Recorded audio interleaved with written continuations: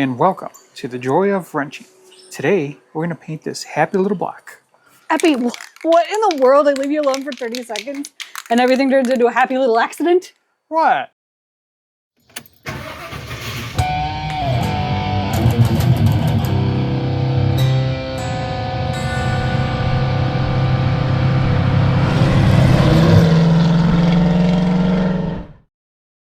Hey everyone, it's Epi the Mustang Master, and with me today is awesome Katie. Hi guys.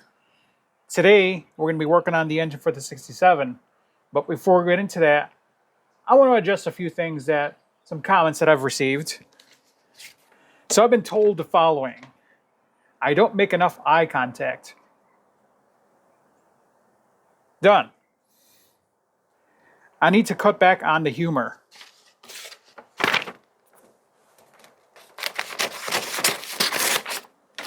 Done. I smile too much.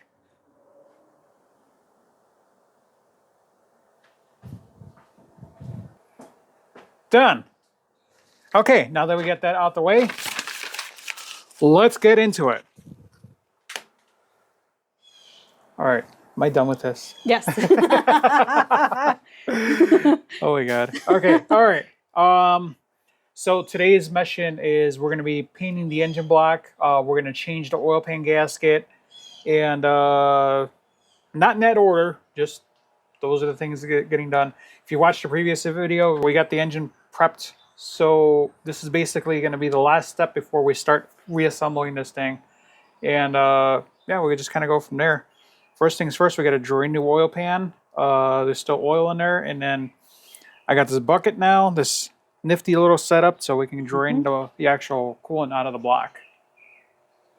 Awesome. Awesome. Let's get started. Let's get to it. Okay, so the plan is to drain the oil pan, and then we're going to, as soon as we drain the oil pan, we're going to flip the engine around so we can get to the oil pan, unbolt it, clean it up, slap it back together, brand new gasket so it doesn't leak anymore. Probably going to leak anyway. It's a push rod motor. And then as soon as we get done with that, we're going to flip it back up and then paint the block. Sounds like a plan, right? Perfect. All right. You drain the oil. I will start taking some of this other stuff off, like this dipstick tube.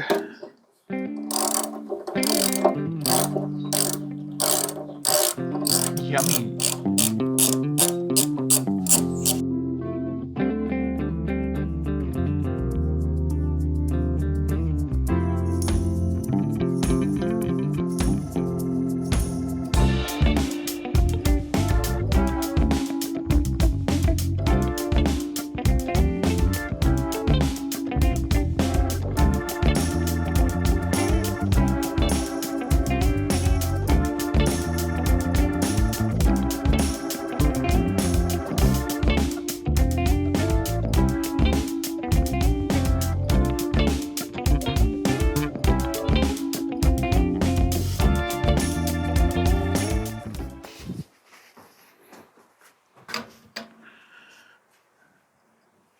You make a better door than a window.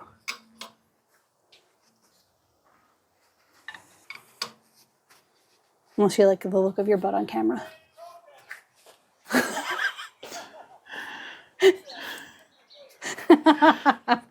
Okay. Oh yeah, the eye contact. Eye contact. Eye contact. You can't. You missed.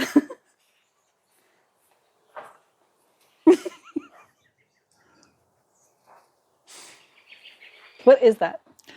This is the oil pressure sending unit. Oh, So okay. what this does is it's basically a variable resistor, and it grounds itself through the so it's one single wire, and the other side is just grounded. So it's a variable resistor depending on how much oil pressure you have. Okay. That's all. Awesome. Yeah. We're actually going to drill and tap this for the oil pressure sender for the Holley EFI system that we're going to be installing on this thing in the future. So Cool. yeah, gonna get reused, cleaned up and painted, or I don't know, just probably cleaned up. Pans? Yeah, let's swap pans.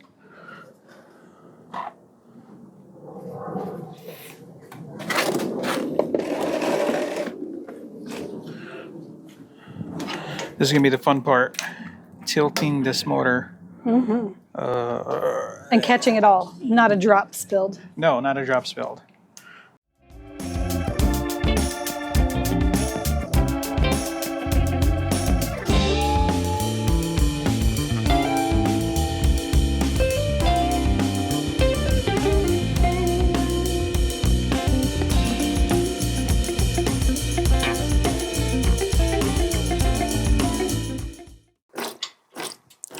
So I'm thinking of park it right there.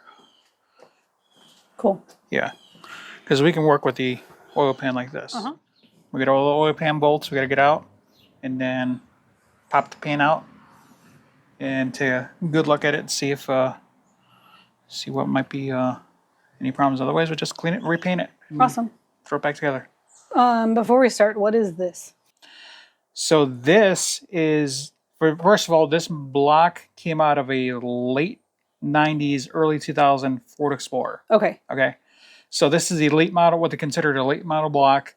Most of the engines from like the late 70s newer have a rear dipstick tube. Okay. For the rear, either it has a mid sump or a rear sump oil pan.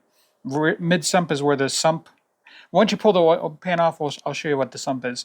But some of these had the sump in the middle, and some of them had a sump in the back. And that's where the oil gets picked up for the engine from the oil pump. On this being an early car, the oil pan had the sump in the front, and that's where the dipstick was mounted in the front on the front timing cover. Okay. But because I have a front sump and a front dipstick tube on the timing cover, I did not need this, so I plugged this up with this was a another dipstick tube that I just crimped and closed. Okay, that makes sense. Yeah.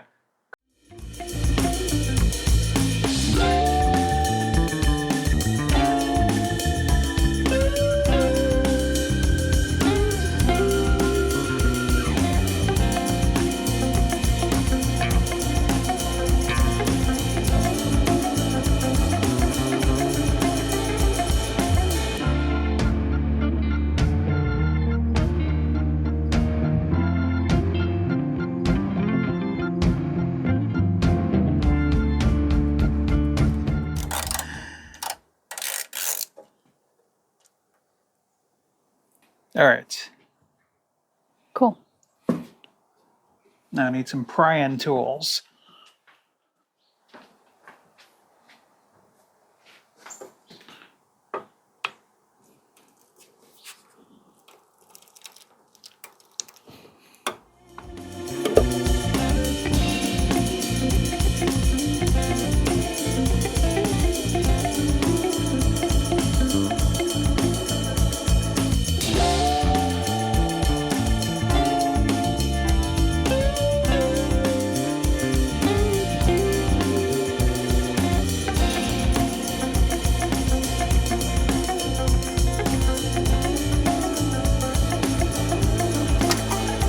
She really is stuck on this corner. There we go. There we go. Hey, look at that. Oof. She's splashed.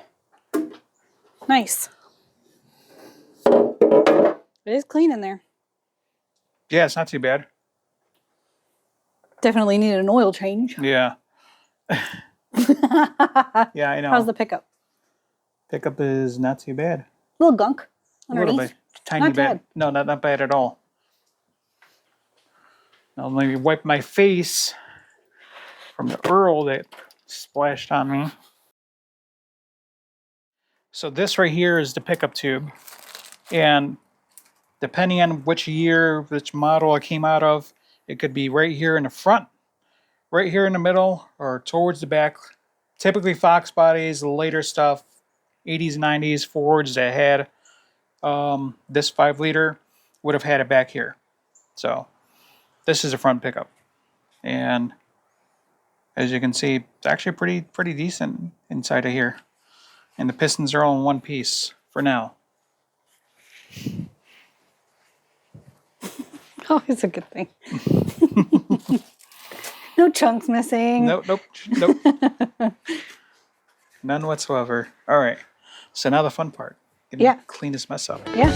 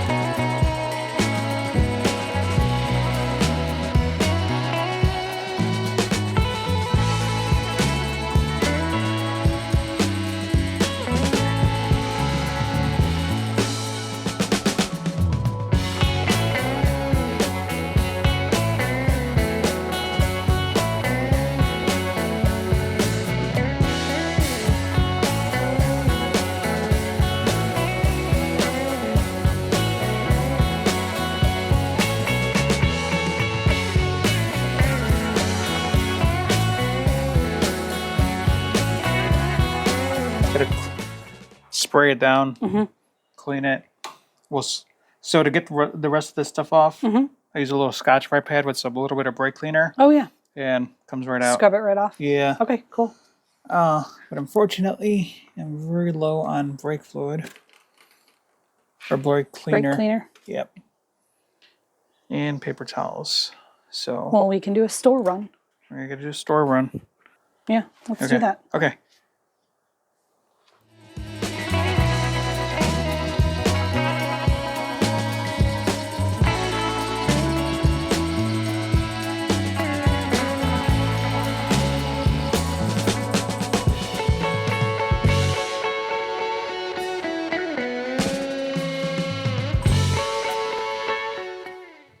All right, so we're back.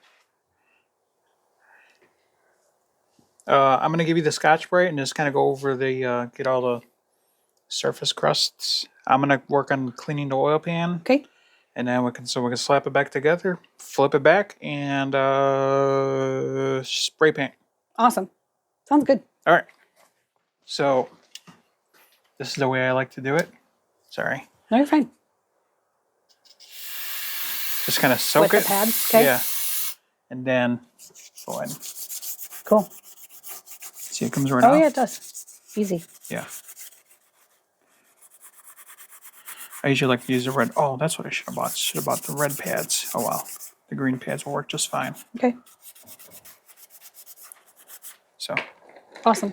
Mm-hmm.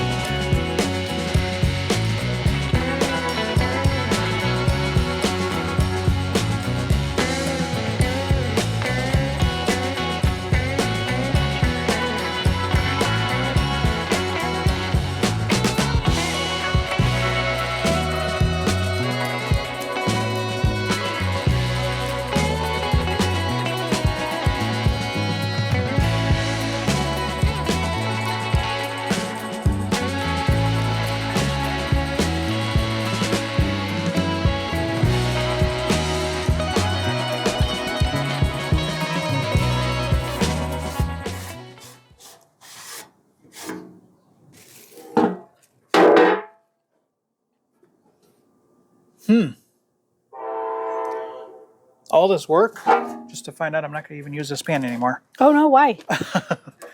Well, get it close up here, and you can see all these little pits. Yeah.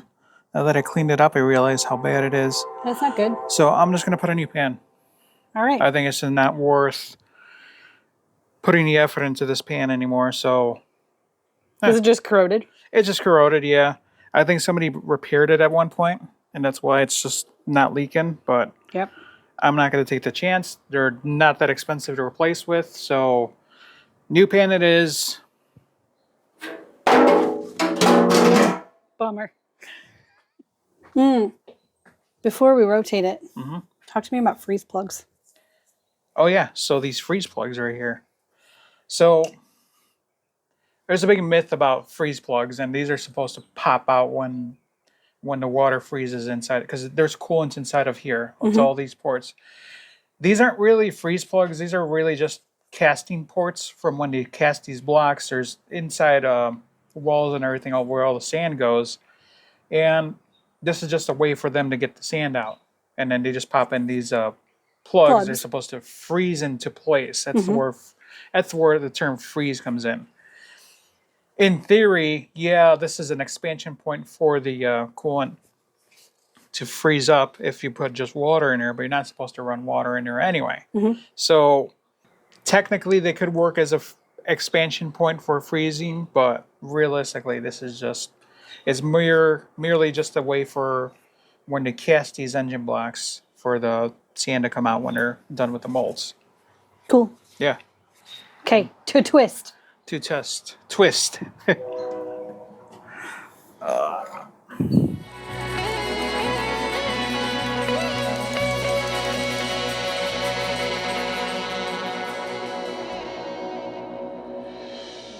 Okay, so let me get some masking paper and we can start masking this thing. Okay.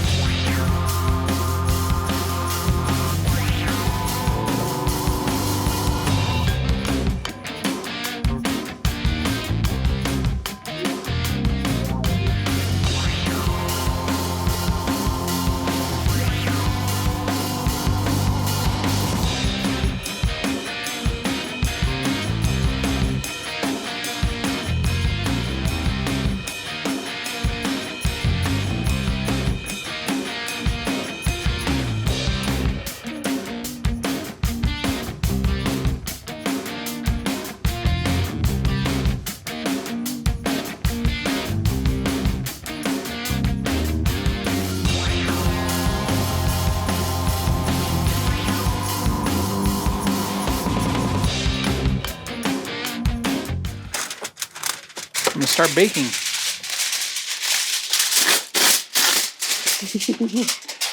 Here's a trick. Weird objects you don't want painted. The easiest way is to mask it off with aluminum foil. Look at that. Thank you for not calling tin foil. It's not tin. It's not tin. It's made out of aluminum. Aluminium.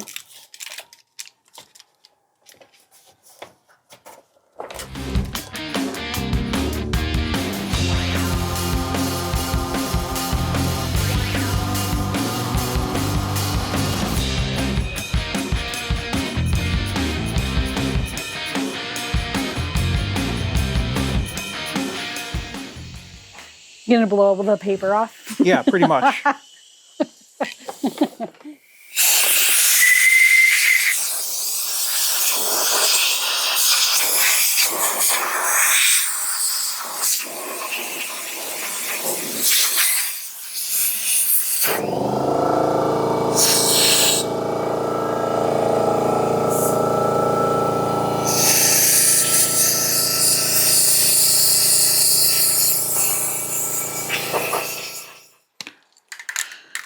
So I have a technique when it comes to spray painting. A lot of guys just go shh, all crazy. I don't do that. What I like to do is one section of area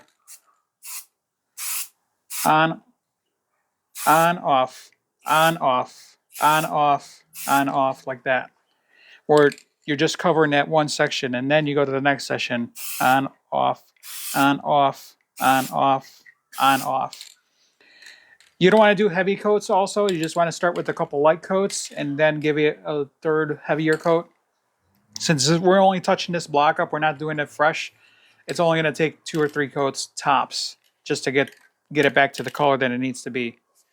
So I guess we can just start giving everything one first light coat to get a... The light coat is just to make everything kind of adhere to itself. That's the most important thing, is to get some good adhesion. So now that the block is all cleaned and free of debris and oil and gunk, just give it a light coat.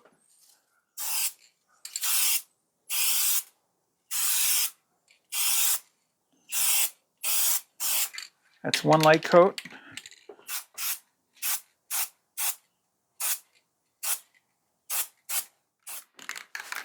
These aerosols usually like to dry pretty quick, so it won't take that. By the time you're done with the whole block, you can go give it the second coat, usually.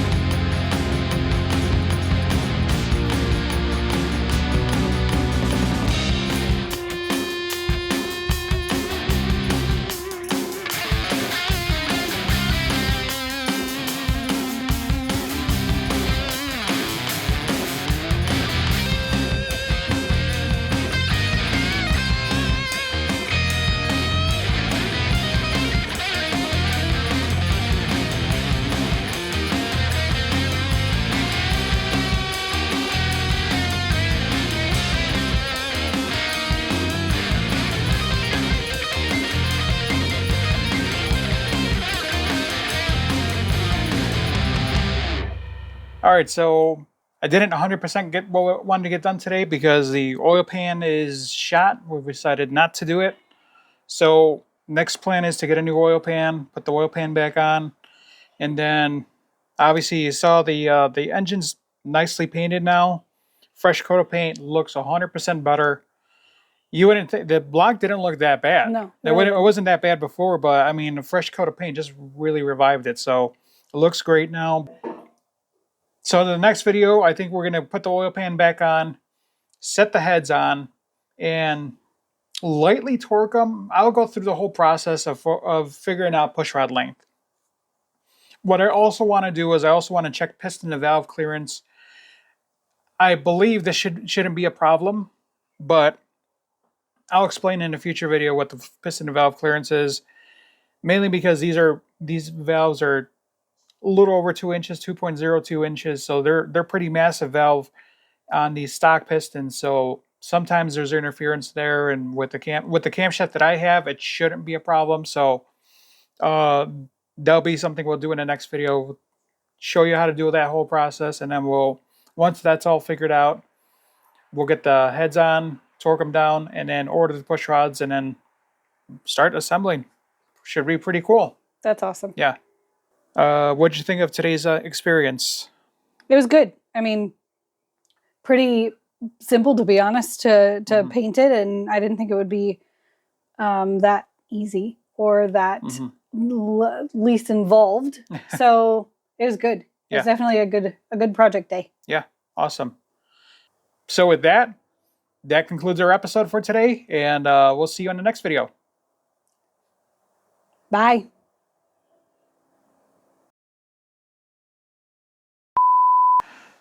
Three, two. Hey. I can't even. You can't take yourself seriously. It's hard. Done.